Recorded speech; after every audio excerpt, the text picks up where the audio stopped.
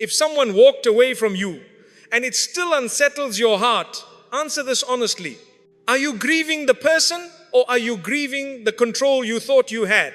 Because if Allah had written them for you, no distance, no misunderstanding, no third person could remove them from your life. So why are you exhausting yourself chasing what may already be closed by divine decree? Tonight we're going to talk about Qadr, about Tawakkul, and about the difference between trusting Allah and clinging to people. But before we begin, I want you to reflect deeply and respond. Comment this: I trust what Allah has written for me. If you cannot type that with conviction, then this reminder is exactly for you. When someone leaves your life, your mind immediately searches for explanations. You replay every message, you analyze your tone, you question your worth, you ask yourself what you could have done differently. You begin to think that maybe one better sentence, one calmer reaction, one more effort would have changed the outcome. But let us pause that spiral. Before you spoke to them, before you met them, before you even knew their name, Allah already knew how that connection would unfold. Qadr is not a reaction to your actions. It is a decree written with full knowledge of your past, present and future. It is not random, it is not emotional, it is not impulsive, it is precise. And the problem is not that people do not understand Qadr intellectually. The problem is that they refuse to apply it emotionally. You believe in divine decree when it comes to life and death. You accept it when it comes to risk. You accept it when it comes to illness. But when it comes to relationships, suddenly you feel like you can outmaneuver destiny. You cannot. If that person was meant to remain in your life, no misunderstanding could permanently remove them. If they were not written for you, no perfection on your part could secure them. You are not powerful enough to disrupt what Allah has written, and you are not powerful enough to force what He has not. Ramadan is the perfect month to understand this properly. Why?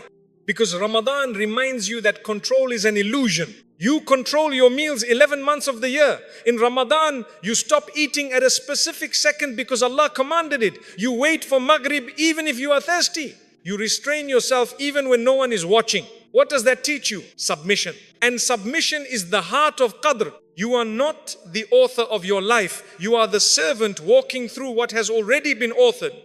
When someone does not choose you, it feels personal, it feels like rejection, but Qadr reframes it. It tells you this was not a random dismissal, it was a deliberate direction. There is a difference. Random means meaningless. Decree means purposeful. You may not see the purpose immediately. In fact, most of the time you will not. That is why faith is required. During Ramadan, you stand in Taraweeh listening to long recitations of the Quran. You hear stories of prophets who faced rejection, betrayal, abandonment, not because they were deficient, but because Allah was shaping something greater. Yusuf was thrown into a well.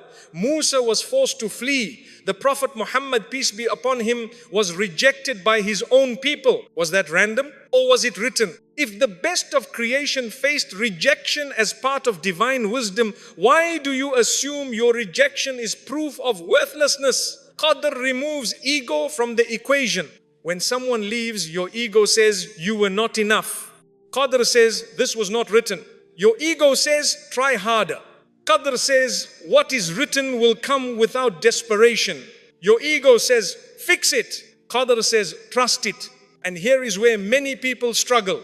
They say they believe in divine decree, but they behave as if everything depends solely on their effort. They exhaust themselves trying to secure what may not be theirs. Islam does not teach passivity. You are required to make effort, but you are forbidden from believing that effort overrides Allah's will. You tie your camel. You do not drag the camel into a destination Allah did not decree.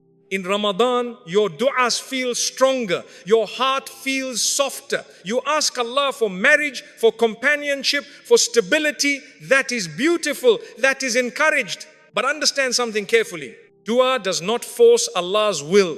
Dua aligns you with what is good for you. If that person disappears after your dua, perhaps your dua was answered in a way you did not expect. You asked for what is best. Allah removed what is not. You see loss. Allah sees protection. You see silence. Allah sees redirection.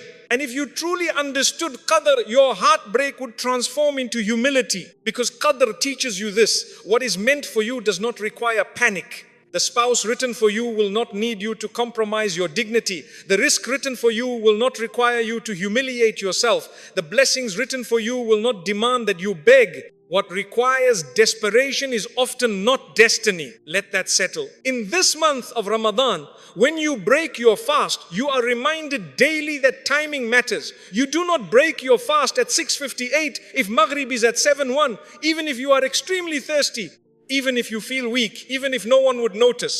Why?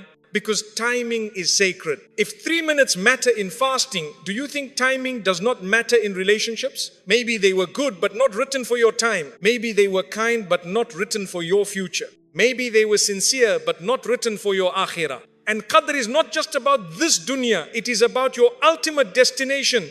Sometimes Allah removes someone because keeping them would have weakened your deen. Sometimes He closes a door because walking through it would have distracted you from Him. And in Ramadan especially, when hearts are softer and shaitan is restrained, you are given clarity. This is the month to detach from illusions, the month to return to Allah fully. Do not let your attachment to one human being become stronger than your attachment to the one who wrote your story. Qadr is precise. It is not careless. It is not forgetful. It is not late. If something is written for you, it will arrive at the exact second it is meant to. Not a moment early, not a moment late. And if it is not written, you could exhaust your entire life chasing it and it would still escape you. So ask yourself this Ramadan, are you trusting Allah's decree or are you resisting it because it does not match your preference? There is peace in surrender, real peace, not forced positivity, not denial, true peace that comes from knowing that your Lord is Al-Hakim, the most wise. When someone does not choose you, do not rush to label yourself rejected. Label it correctly. It was not written. And if it was not written, it was not yours. And if it was not yours, then losing it is not loss at all. It is alignment with divine precision. Now that you understand that Qadr is precise, we need to confront something uncomfortable. Many people say they trust Allah's decree, but they do not trust it emotionally. They say, if it's meant to be, it will be. But their behavior says, if I don't control this, I will lose it. That contradiction is where obsession begins. You make dua in tahajjud. You ask Allah for clarity. You ask Him to make what is good easy and remove what is harmful. But the next morning you check your phone first thing, you reread old messages, you overanalyze tone, you search for hidden meaning in small changes. That is not tawakkul. That is anxiety wearing religious language. Tawakkul is not passive. It is not laziness. It is not sitting back and doing nothing. Tawakkul means you do what is within your control and then you surrender what is beyond it. But obsession refuses surrender. Obsession says, maybe one more message. Obsession says, maybe if I explain better. Obsession says, maybe if I change myself slightly. And slowly you begin negotiating your dignity. Ramadan exposes this weakness beautifully. During this month, you are hungry, you are thirsty, but you do not obsess over food. You do not sneak a bite in secret because you really want it. You restrain yourself because you know Allah is watching. You control your nafs. So why is it that you can control hunger but not attachment? Because hunger is physical. Attachment is ego. Obsession feeds the ego. It whispers, you cannot lose this. Your happiness depends on this person. But tawakkul whispers something different. It says your happiness depends on Allah. There is a subtle but powerful difference. When your heart depends on a human being, you become unstable. Their mood affects you. Their delay affects you. Their silence affects you. You are constantly reacting. But when your heart depends on Allah, there is a steadiness. You still feel emotions, but you are not controlled by them. You are not desperate. In Ramadan, when you stand in Taraweeh and recite Hasbunallahu wa ni'mal wakil, Allah is sufficient for us and the best disposer of affairs, do you mean it? Or is it just a recitation? If Allah is sufficient, then why does one person's attention feel like oxygen? Obsession reveals misplaced reliance. It is not that you care. Caring is natural. Islam does not forbid emotion. The Prophet, peace be upon him, loved deeply. He felt grief. He felt sadness, but he did not collapse when people rejected him. When Ta'if rejected him in the harshest way, did he chase their approval? Did he beg for validation? No, he turned upward. that is tawakkul. He did not deny the pain, he redirected it. Many of you feel pain when someone does not choose you. That is human. But what you do after the pain defines your faith. Do you run toward Allah, or do you run toward the person who walked away? Obsession keeps you circling the same door Allah may have closed. Tawakkul moves you forward. And let us be honest about something. Sometimes you call it fighting for love, but it is actually fear of being alone.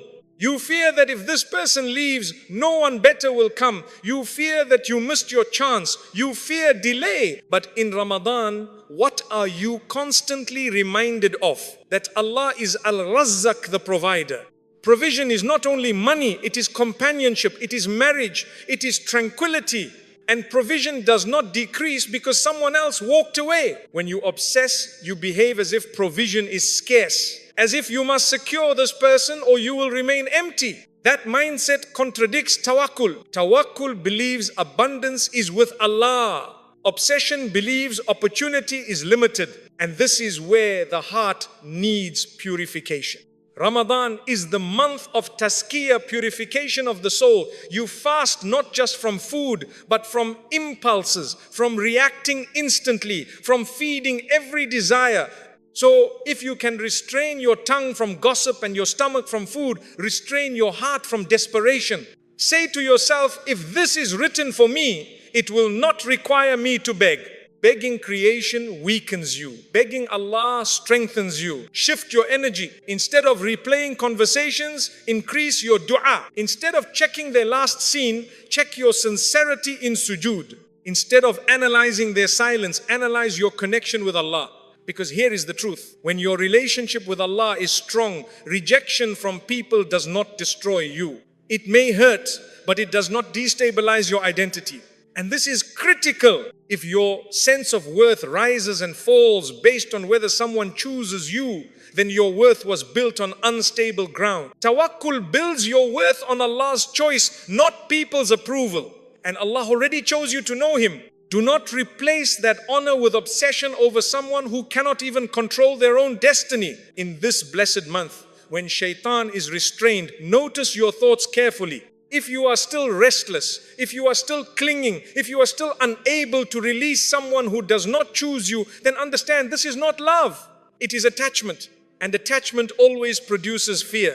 Tawakkul produces calm. So ask yourself honestly, are you trusting Allah's wisdom, or are you trying to secure reassurance from someone who cannot guarantee your future? Real reliance means this: you make halal effort, you maintain dignity, you ask Allah sincerely, and then you accept the outcome even if it is not what you wanted. That acceptance is not weakness. It is strength rooted in faith. Because when you truly rely on Allah, you do not chase what is leaving. You walk with certainty toward what is written. And what is written does not require obsession. Now we go deeper. You hear the phrase, choose yourself, and it sounds empowering, it sounds strong. But in Islam, choosing yourself does not mean inflating your ego. It does not mean arrogance. It does not mean pretending you do not care. Choosing yourself means choosing obedience over desperation. It means choosing your dignity over your attachment. It means choosing your akhirah over your emotions. When someone does not choose you, something inside you wants to prove your worth. You want to show them what they are missing. You want to fight for validation. You want closure. You want answers. But ask yourself something honestly. In trying to secure their attention, are you neglecting your relationship with Allah? Are you delaying your salah because you are distracted? Are you breaking your khushu in tarawih because your mind is replaying conversations? Are you making dua for them more than you are making dua for your own guidance? This is where the shift must happen. If someone does not choose you, choose obedience. Choose to protect your prayers. Choose to guard your heart. Choose to maintain your boundaries. Ramadan is not just a month of fasting from food, it is a month of discipline, a month of elevation, a month where you prove to yourself that you can restrain your nafs. And your nafs does not only crave food, it craves validation, it craves reassurance, it craves being wanted. When someone walks away, your nafs feels rejected. It wants to fix that rejection immediately. It pushes you to chase, to explain, to compromise. But obedience requires restraint. You do not text something you will regret. You do not cross halal boundaries to secure affection. You do not lower your standards to avoid loneliness. You remember who you are. You are a servant of Allah first, and that identity is not negotiable. Many people damage their own dignity because they fear being alone. They tolerate inconsistency. They excuse disrespect. They accept half effort. They justify unclear intentions. Why? Because they would rather have something unstable than nothing at all. But obedience teaches you patience. In Ramadan, you wait for Maghrib. Even if your hunger intensifies, even if the food is right in front of you, you do not compromise the fast because your body demands relief. Apply that same discipline to your emotions. Just because your heart feels urgent does not mean you act urgently. Just because you miss someone does not mean you abandon your principles. Choosing obedience sometimes means walking away silently, not out of pride, but out of self-respect rooted in faith. The Prophet, peace be upon him, never humiliated himself for the approval of others. When people rejected his message, he did not distort it to make them comfortable. He did not dilute the truth to secure acceptance. He remained firm, and firmness is attractive to Allah. When you chase someone who does not choose you, you often begin negotiating your values. You overlook red flags. You rationalize behavior that once bothered you. You start adjusting yourself in ways that slowly disconnect you from who you are. And that is dangerous, because losing a person is temporary. Losing yourself spiritually is far worse. Ramadan reminds you daily of your higher purpose. You fast to strengthen taqwa. You stand at night to soften your heart. You give charity to detach from dunya. You recite Quran to recalibrate your priorities. So why allow one human being to derail that entire process? If they do not choose you, choose to improve yourself in ways that please Allah. Increase your sincerity, strengthen your character, deepen your patience, not to impress them, but to elevate yourself for Allah. There is something powerful about quiet dignity. When you stop chasing, you reclaim emotional control. When you stop begging for attention, you protect your honor. When you stop compromising your values, you grow. And growth during Ramadan is multiplied. Do not waste this month chasing someone who may not even be written for your future. Instead, invest in what is guaranteed: your salah, your Quran, your dua, your self-discipline. Because here is a reality many people ignore. The person written for you will not require you to disobey Allah to secure them. They will not require you to cross boundaries. They will not demand that you shrink yourself. They will meet you at your level of dignity. And if someone cannot choose you while you are maintaining obedience, then their departure is not your loss. It is refinement. Choosing obedience also means accepting when something is over, not dragging it, not reviving it unnecessarily, not creating artificial hope. Sometimes the most mature response is silence and dua. You say, Ya Allah, if this is good for me, bring it back in a halal and clear way. And if it is not, remove my attachment to it. That is strength, because real strength is not loud. It is composed. In this month of mercy, do not let your heart be controlled by temporary emotions. Let it be anchored in eternal principles. If they do not choose you, choose obedience, choose growth, choose dignity, choose Allah. And when you choose Allah over your desperation, you do not become smaller, you become elevated. There is a principle in our deen that if you truly internalize it, will change the way you experience loss forever. What has passed you was never meant for you. And what is meant for you will never pass you. Read that with your heart, not just your mind. When someone does not choose you, you feel like something slipped through your fingers, like you almost had it. Like if timing was slightly different, or if you had handled one situation better, the outcome would have changed. But Qadr does not operate on almost. It operates on certainty. If something was meant to be yours, it would not escape because of a minor flaw. It would not collapse because of one imperfect conversation. It would not disappear because of one misunderstanding. We overestimate our mistakes and underestimate Allah's decree. Ramadan is a powerful reminder of this reality. Every evening you break your fast at a precise time, not when you feel like it, not when it seems convenient, but at the exact moment written for you that day. Even if you look at the clock a second early, the time has not arrived until Allah allows it. Now think about your relationships in the same way. If something is written for you, it will arrive at its appointed time. And if it leaves before that time, it was never written as permanent. The pain you feel is not proof that it was yours. It is proof that you became attached to the idea of it. There is a difference between something being good and something being written. You might meet someone kind, compatible, respectful, but still not written for your life story long term. Why? Because Allah sees what you do not. You see present emotion, Allah sees future consequences. You see chemistry, Allah sees compatibility over decades. You see potential, Allah sees hidden harm or hidden misalignment. Sometimes Allah removes someone not because they are evil, but because they are not aligned with your destiny. And here is where your ego struggles. You do not want to believe that something good can be taken away for a greater good. You assume removal means failure. But removal can mean protection. During Ramadan, you avoid what is halal for you outside of fasting hours. Water is halal, food is halal. Yet for certain hours, Allah commands you to leave it. Why? To teach you that temporary deprivation can lead to greater reward. Now apply that concept emotionally. Just because something feels halal and appealing does not mean it is decreed for you long term. You may want it intensely, but wanting does not equal ownership. If you truly understood that what misses you was never meant for you, you would stop chasing what has already left. You would stop romanticizing what is gone. You would stop asking what if, because what if assumes you had control over destiny. You did not, and you do not.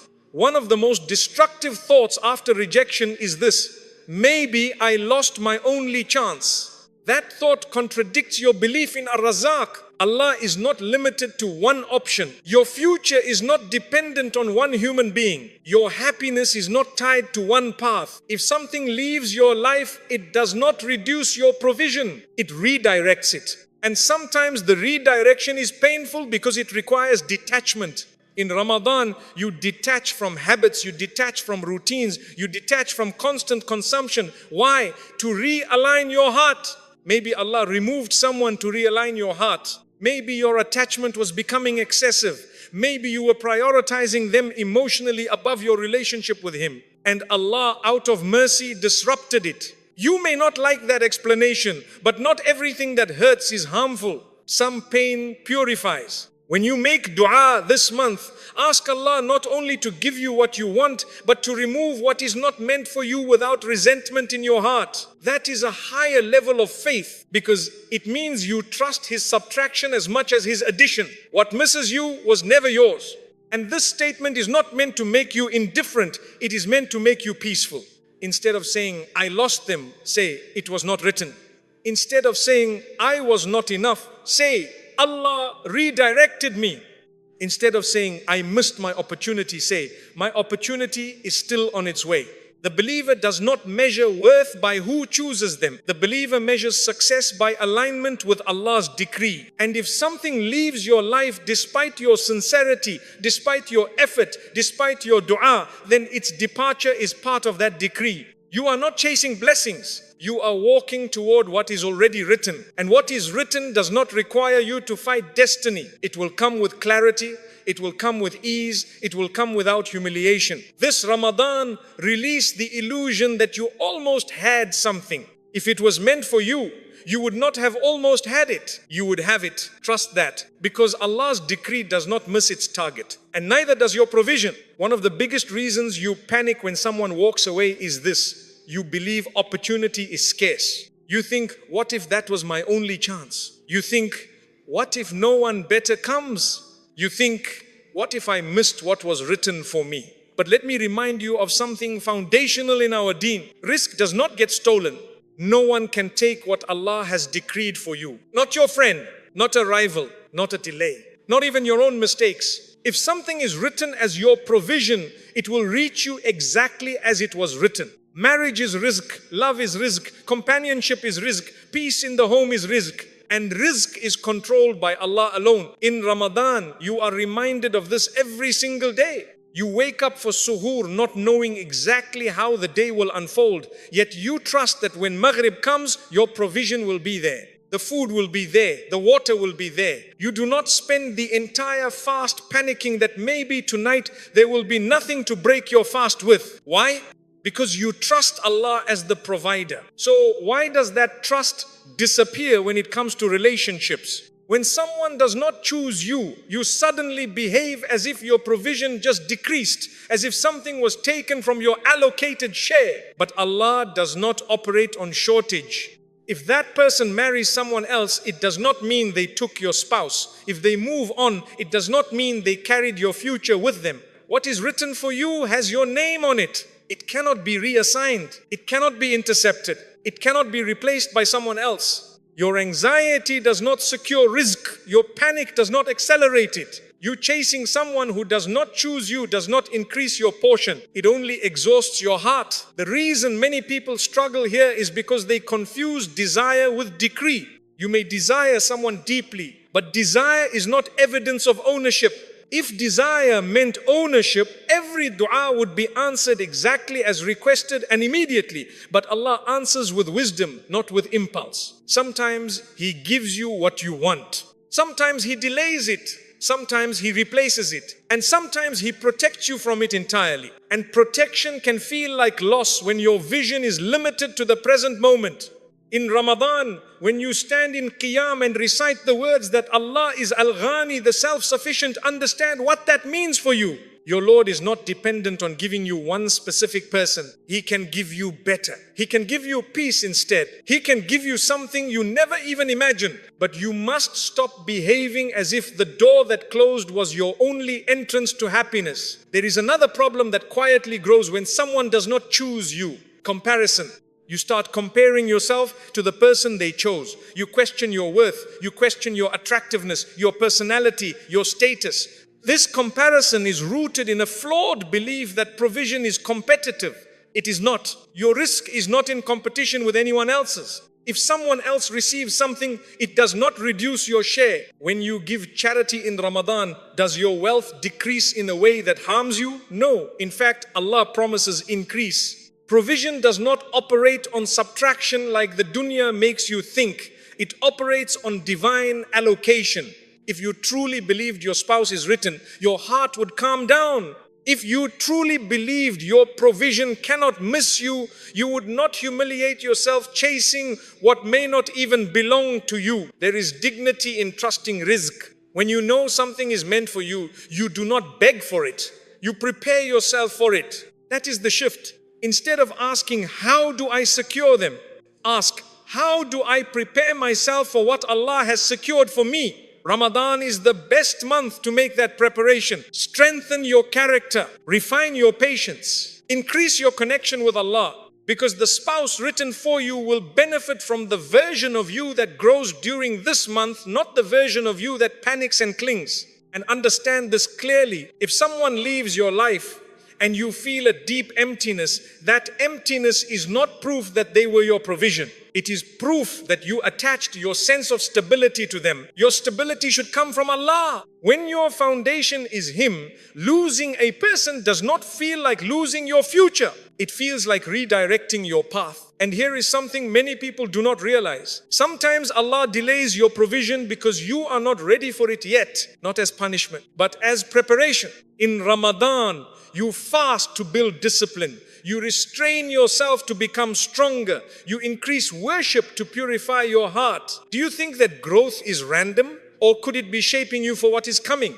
If you truly believed your risk cannot be taken, you would move differently.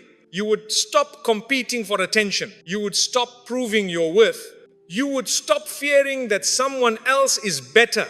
Because what is written for you is written for you. Not because you are perfect, but because Allah chose it. So let this truth settle in your heart this Ramadan. No one can steal your spouse. No one can block your provision. No one can outrun what is written for you. And no amount of desperation will bring closer what Allah has scheduled for later. Calm your heart. Your risk is not fragile. It is protected by the one who controls everything. And what He protects does not get lost. There is a type of strength that the world does not celebrate. It is not loud. It is not dramatic. It does not announce itself. It is the strength to let go when you want to hold on. Many people think letting go means you did not care enough. They think it means you gave up too easily. They think walking away is weakness. But in reality, sometimes letting go is the highest form of trust. You say you believe in Qadr. You say you believe in Allah's wisdom. You say you believe He knows what you do not know. But belief is tested at the moment of detachment. When someone does not choose you, your nafs wants to cling. It wants to preserve what feels familiar. It wants to avoid uncertainty. But faith says something different. Faith says, Ya Allah, if this is not written for me, remove it completely and purify my heart from attachment to it. That dua is not small. That dua is an act of worship because it is submission. Ramadan trains you for this exact moment. You let go of food all day, even though it is halal. You let go of drink, even though you crave it. You let go of habits that once felt necessary. Why? Because Allah commanded it. You do not argue. You do not negotiate. You submit. Now apply that same discipline to your emotional life. If Allah removes someone from your path, do not chase what He is pulling away. Letting go does not mean you erase the memories. It does not mean you deny the feelings. It means you stop fighting what Allah has decided. It means you stop reopening doors that keep closing. It means you accept the answer, even if it hurts. And this acceptance is powerful because it protects your dignity. There is something spiritually dangerous about constantly forcing yourself into spaces where you are not chosen. It chips away at your self-respect. It creates insecurity. It makes you doubt your worth. But when you let go with trust, you preserve your honor. You say, I will not beg for what Allah did not write. That sentence alone is strength. During Ramadan, especially in the last 10 nights, you ask Allah for Laylatul Qadr, a night better than 1,000 months. You search for something immense, something life-changing. And imagine this, what if part of receiving something greater requires releasing something smaller? What if holding on to what left is blocking what is coming? Letting go creates space. Space in your heart, space in your mind, space in your life. And Allah fills empty spaces with better when the emptiness was created for His sake. But if you keep clinging, you stay stuck between what was and what could be. Letting go is not about pride. It is not about pretending you never cared. It is about saying, my trust in Allah is greater than my attachment to this person. That is worship. Because worship is not only salah and fasting. Worship is every moment you choose Allah's command over your emotion. When you refrain from sending that desperate message, that is discipline. When you resist checking on someone who clearly walked away, that is restraint. When you make dua instead of begging a human being, that is tawakkul in action. And Ramadan multiplies deeds. Imagine how heavy on the scale it is when you swallow your ego for the sake of Allah. When you let go quietly, not because you stopped caring, but because you chose faith over fear. Letting go also means forgiving without chasing closure. Sometimes you will not get answers. Sometimes you will not get explanations. Sometimes you will not get apologies.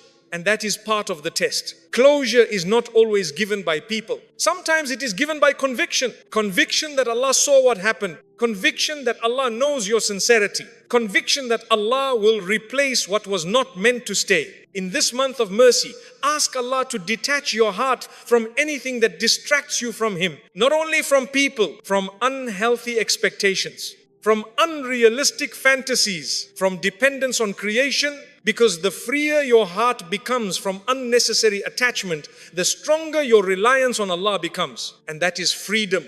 When you let go for Allah, you are not losing. You are transferring your hope from something temporary to something eternal. You are shifting your dependence from the creation to the Creator. You are choosing tranquility over turbulence. Letting go is not weakness. It is refined strength. It is the quiet confidence that says, what Allah has written for me will come, and what has left was never mine. So if someone does not choose you, and you have already made halal effort, and you have already made sincere dua, then step back, release trust, and move forward with dignity. Because when you let go for Allah, He replaces in ways you never imagined. And that replacement is always better than what you were afraid to release. When someone does not choose you, the pain often feels like rejection of your value. It feels personal. It feels like you were measured and found lacking. Even if you try to appear strong, something inside quietly asks, why was I not enough? But let us realign your perspective completely. Before any human being ever had the chance to choose you or reject you, Allah chose you. He chose you to be alive at this moment. He chose you to witness another Ramadan. He chose you to hear reminders. He chose you to have a heart that feels, a mind that reflects, and a soul that turns back to Him. Out of billions of people, He chose you to know His name. Do you understand the weight of that? When someone does not select you, you interpret it as loss of validation. But your ultimate validation was never in their hands. It was established the moment Allah guided you. Guidance is not random. Faith is not accidental. The softness you feel in Ramadan, the guilt you feel after sin, the desire to improve yourself, the urge to understand Qadr more deeply, these are signs of divine selection. Allah did not choose everyone for that. There are people who do not feel remorse. There are people who do not care about spiritual growth. There are people who move through life disconnected from their Creator. Yet you are here reflecting on reliance, on obedience, on destiny. That itself is an honor. So why shrink yourself emotionally because one human being did not choose you? The problem is not that you care. The problem is that you magnified their choice above Allah's choice. When you begin to think that your worth depends on someone's acceptance, you have subtly placed them in a position they were never meant to occupy. Your worth is defined by your relationship with Allah, not by your relationship status. Ramadan sharpens this truth. In this month, you feel closest to Allah. You wake up before dawn for suhoor. You stand in Taraweeh. You whisper dua at night when the world is asleep. You ask for forgiveness. You ask for Jannah. You ask for closeness. And in those quiet moments, there is no audience, no validation, no applause. Yet you feel full. Why? Because Allah's attention is enough. If Allah is pleased with you, does it matter who is not impressed? If Allah is guiding you, does it matter who walked away?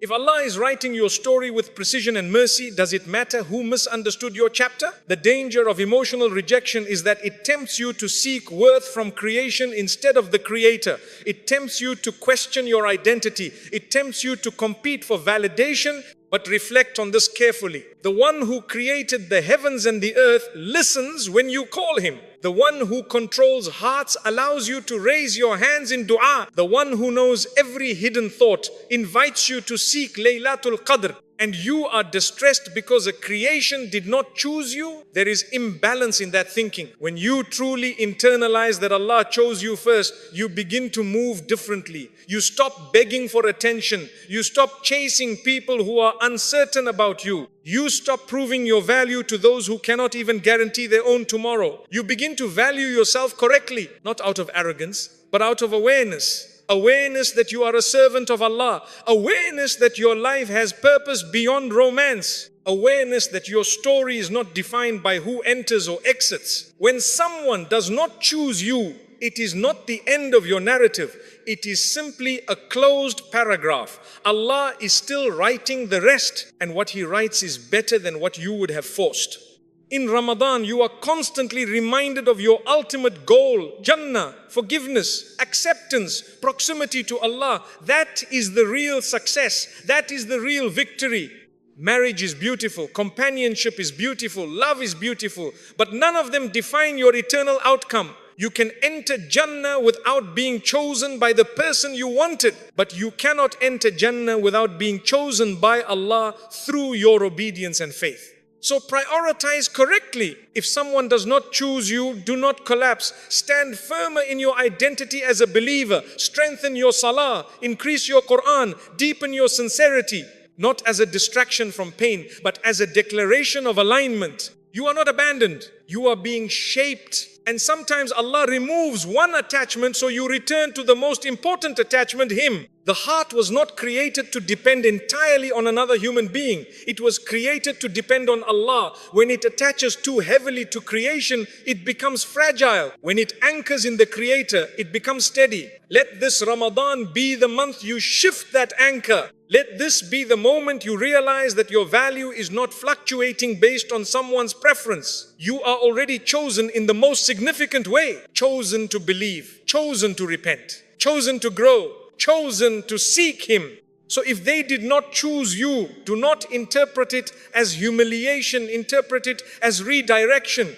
And if you must seek approval, seek it from the one whose approval actually matters. Because when Allah chooses to elevate you, no rejection can lower you. And when Allah writes something for you, no hesitation from anyone else can prevent it. Rest in that certainty. You were chosen first. One of the deepest struggles you face when someone does not choose you is not just the rejection itself, it is the timing. You feel ready, you feel prepared, you feel emotionally invested. You imagine a future and then suddenly it stops. And your heart says, why now? But that question reveals something important. You are measuring readiness by your emotions. Allah measures readiness by wisdom. There is a massive difference between the two. Your emotions are immediate. They react to the present moment. They amplify urgency. They make everything feel final.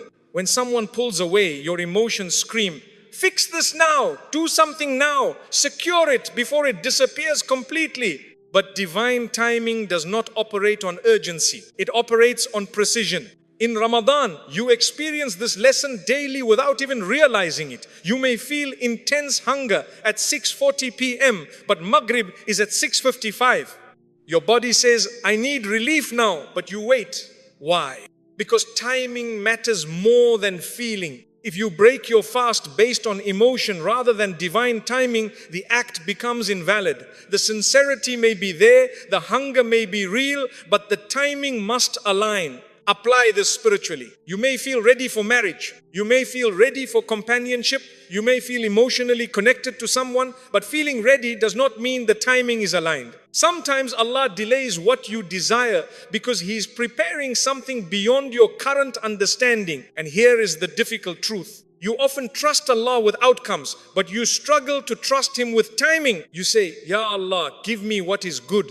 But when it does not arrive when you expect it, anxiety replaces trust. You assume delay means denial, but delay can mean development. Ramadan is a month of development. You are building patience through fasting. You are building discipline through restraint. You are building focus through nightly prayer. You are building sincerity through quiet dua. What if Allah is building you for something greater? What if the person you wanted was not aligned with the version of you that is emerging? If something ended, it may not be because you were unworthy. It may be because you were not yet complete for what is coming, or they were not. Timing protects you from premature attachment. If Allah gives you something before you are spiritually prepared, it may become a distraction instead of a blessing. There are people who receive marriage at the wrong time and it becomes a test instead of tranquility. There are people who rush into commitment because of fear of loneliness and later realize they chose based on emotion rather than clarity. Your emotions are powerful, but they are not prophetic. They do not see the future. They do not know hidden realities. They do not know the unseen. Allah does. Trusting His timing means accepting that even if something feels perfect now, it may not be perfect for your future. In the last 10 nights of Ramadan, you search for Laylatul Qadr. You do not know exactly which night it is. You strive each night, hoping to align with the divine timing of something extraordinary. Imagine if you gave up because you did not know which specific night it was. Imagine if you said, this uncertainty is uncomfortable, so I will stop trying. No. You continue. You trust that if you strive sincerely, Allah will not waste your effort. In the same way, if you strive sincerely in life, Allah will not waste your patience. If something is meant for you, it will arrive at the precise moment when it will benefit you most, not when it satisfies your anxiety. The reason letting go feels so difficult is because your emotions demand immediate reassurance. But maturity in faith means tolerating uncertainty without collapsing. It means saying, Ya Allah, I do not understand this timing, but I trust you. And trust is not proven when everything goes according to plan.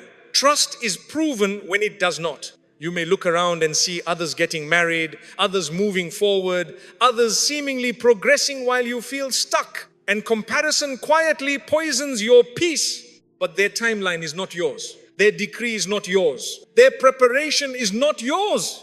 Ramadan teaches you not to compare your fast with someone else's. One person may struggle more, another may find it easier. But the reward is based on sincerity and endurance, not competition. The same applies to life. If someone else was chosen before you, it does not mean you were forgotten. It means their time came first. Yours is still unfolding. When someone does not choose you, it might not be the end of that story entirely. It might be a delay. It might be redirection. It might be closure. But whatever it is aligned with divine timing. And divine timing never makes mistakes. The real test is whether you can remain obedient and patient in the waiting. Can you continue to improve yourself? Can you continue to worship sincerely? Can you continue to trust without becoming bitter? That is where growth happens. Trusting Allah's timing frees you from desperation. It frees you from forcing conversations. It frees you from chasing reassurance. It frees you from humiliating yourself for temporary comfort. Instead, you walk calmly, knowing that what is written for you is already scheduled. And what is scheduled does not require panic. This Ramadan, as you wait for Maghrib every day, let it remind you of something deeper. Relief comes at its appointed time, not when you demand it, not when you cry for it, not when you feel most impatient, but when Allah decrees it. And when it arrives at that precise moment, you will understand why it could not have come earlier. Trust the timing, even when it stretches you, even when it humbles you, even when it confuses you, because the one controlling your timeline is the most wise, and his clock has never been wrong. One of the biggest reasons you struggle to let go is because you tell yourself, but I loved them. And maybe you did. But you need to examine something carefully this Ramadan. When hearts are softer and honesty with oneself becomes easier. Was it love or was it attachment? Love in Islam is dignified, it is calm, it is rooted in respect. It wants goodness for the other person even if that goodness is not with you. Attachment, on the other hand, is possessive, it is anxious, it fears loss more than it values what is right. Attachment says, I need you. Love says, I want what is good for us. Attachment panics when the other person pulls away. Love remains composed because it trusts Allah. Many people say they are heartbroken because they loved deeply, but when you look closer, what hurts most is not the loss of the person, it is the loss of the emotional security you built around them. You attached your sense of stability to their presence. You attached your happiness to their messages. You attached your future to their consistency. So when they stepped back, it felt like your foundation cracked. But that foundation was never meant to be built on a human being. It was meant to be built on Allah. Ramadan reminds you daily that your heart was not created to depend entirely on creation. When you stand in salah and recite, Iyyaka na'budu wa iyyaka nasta'in, you alone we worship and you alone we ask for help, you are declaring emotional independence from creation. You are affirming that ultimate reliance belongs to Allah. If your emotional state collapses completely when one person leaves, that is not proof of love. It is proof that attachment became excessive. And excessive attachment always leads to fear. Fear of losing, fear of being replaced, fear of being forgotten. Love does not humiliate you. Attachment does. Love does not require you to beg. Attachment does. Love does not force you to compromise your values. Attachment will slowly convince you to lower them.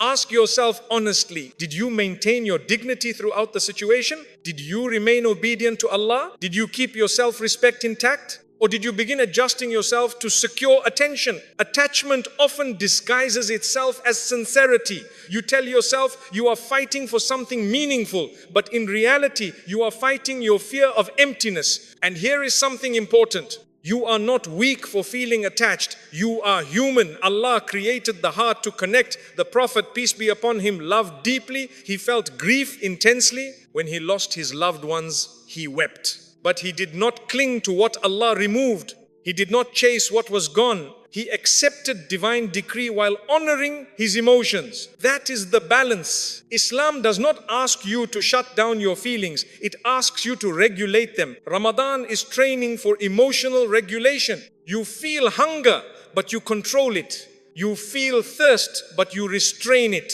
You feel irritation, but you suppress your anger. Why? Because discipline strengthens the soul. So when you feel attachment pulling you toward desperation, apply the same discipline. Pause, reflect. Ask yourself, is this love aligned with obedience? Or is it attachment pulling me toward anxiety?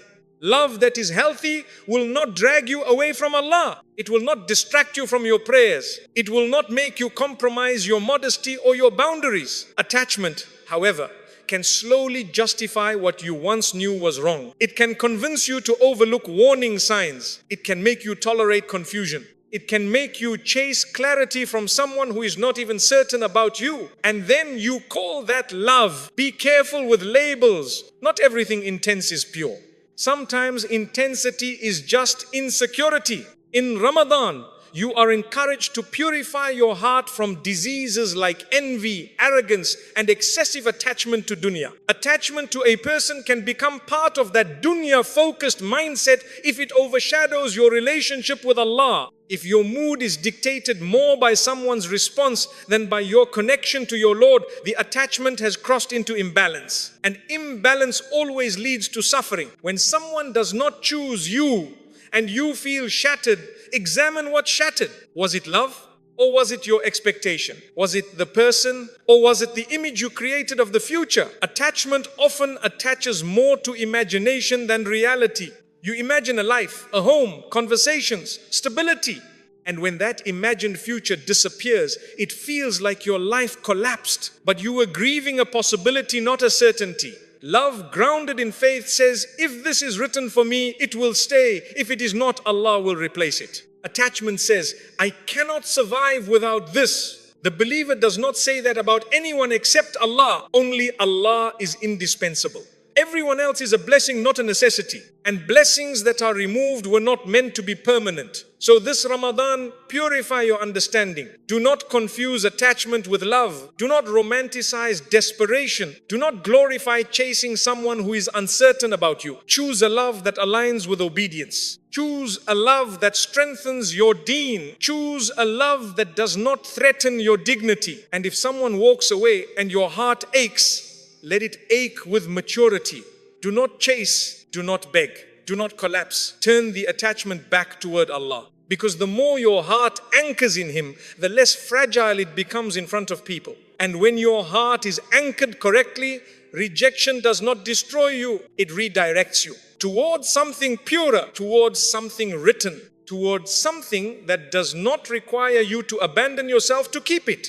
After everything we have spoken about Qadr, Tawakkul, Rizq, timing, attachment, it all comes back to one final truth. If you choose Allah, you are never unchosen. The pain of rejection feels heavy because it strikes at your sense of belonging. You feel unwanted, you feel unseen, you feel like you were not enough for someone to commit to.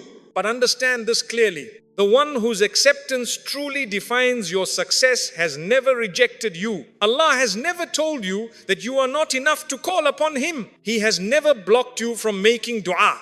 He has never turned you away from repentance. Every night in Ramadan, He invites you closer. While you worry about who did not choose you, Allah is choosing to forgive you. While you are thinking about who walked away, Allah is opening the doors of mercy. While you are replaying conversations, Allah is writing rewards for your patience. Perspective changes everything. The person who did not choose you is limited. Their vision is limited. Their understanding is limited. Their heart is limited. Allah is unlimited. Why allow limited creation to determine how you feel about yourself when your Creator continues to choose you every single day? When you wake up for Fajr in Ramadan, that is Allah choosing you for worship. When you feel guilt after a mistake, that is Allah choosing you for repentance. When your heart softens during Quran recitation, that is Allah choosing you for guidance. You are not abandoned, you are being refined. The dunya conditions you to believe that romantic acceptance is the ultimate validation. That being selected by someone is proof of your value. But the akhirah teaches something different. Your ultimate validation is being accepted by Allah. On the day of judgment, it will not matter who did not choose you in this world. It will matter whether Allah chose you for His mercy. It will matter whether your name is written among those who are forgiven. It will matter whether your deeds were sincere. And that shifts the entire equation. If someone does not choose you and you respond with patience, dignity and obedience, that moment becomes reward. If someone leaves and you restrain your nafs from chasing, that restraint becomes worship. If someone rejects you and you turn to Allah instead of humiliation, that redirection becomes elevation. You see rejection, Allah sees growth. You see loss, Allah sees purification. And sometimes Allah removes someone so that you return to Him more sincerely than before. Sometimes the heartbreak pushes you into tahajjud. Sometimes the disappointment makes your dua more raw, more honest, more humble. Sometimes what did not work out in dunya strengthens your akhirah. Is that really a loss? If losing someone increases your closeness to Allah, then it was not rejection, it was redirection. Ramadan magnifies this reality. This month is not about being chosen by people. It is about choosing Allah repeatedly. Choosing prayer when you are tired, choosing patience when you are irritated, choosing restraint when you are tempted, choosing trust when you are confused. And each time you choose Him, He draws you closer. The pain of not being chosen fades when you realize you are already held by something greater. Let people come and go according to what Allah has written. Let doors open and close according to His wisdom. But anchor yourself in this certainty. As long as you choose Allah, you are never without worth. As long as you choose obedience, you are never humiliated. As long as you choose dignity, you are never small. And as long as you choose trust, you are never truly rejected. Because the greatest honor is not being chosen by a human being. It is being chosen by Allah for guidance, forgiveness, and eternal reward. So if they did not choose you, let them go peacefully. Choose Allah. And in choosing Him, you will realize something powerful. You were never unchosen to begin with. If they did not choose you, do not let that define you. Let it refine you. You were never competing for validation. You were walking through a decree written with precision. What stayed, stayed by Allah's will. What left, left by Allah's wisdom.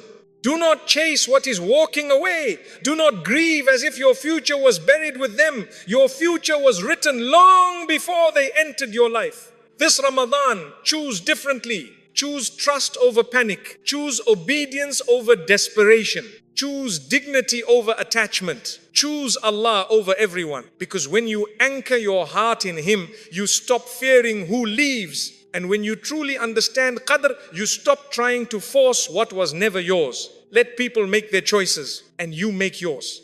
Choose the one whose choice never fails. Choose the one whose decree never misses. Choose the one who never abandons those who rely on Him. And walk forward with certainty. What is written for you is already on its way.